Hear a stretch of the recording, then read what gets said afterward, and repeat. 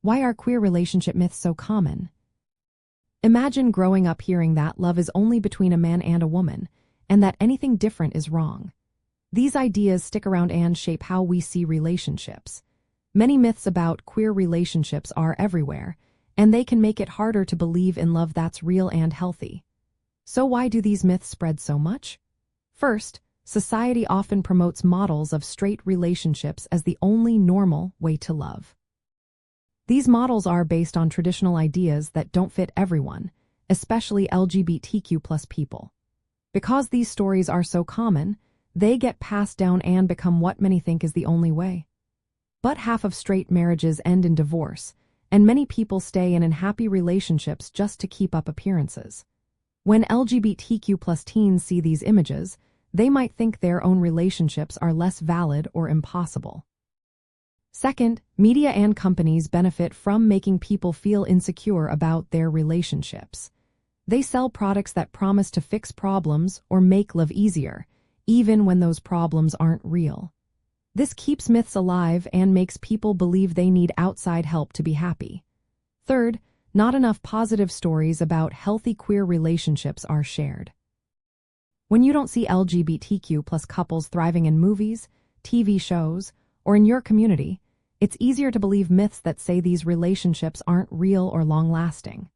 Without good examples, it's hard to imagine what a healthy queer relationship looks like. Fourth, discrimination and social stigma create real barriers.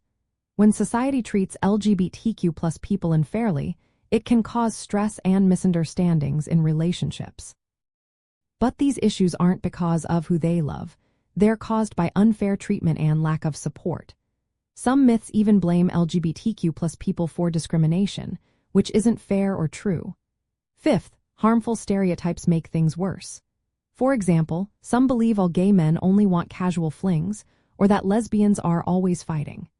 These ideas are based on assumptions and ignore how diverse and unique every relationship really is. The only way to truly understand someone's relationship style is to ask them directly. Lastly, false stories about LGBTQ+ people being dangerous or trying to influence children are used to justify discrimination. Research shows LGBTQ+ people are no more likely to harm children than anyone else. These myths are false but keep getting repeated because they serve to maintain unfair social rules. As a teen exploring your own relationships, it's important to remember that these myths aren't true.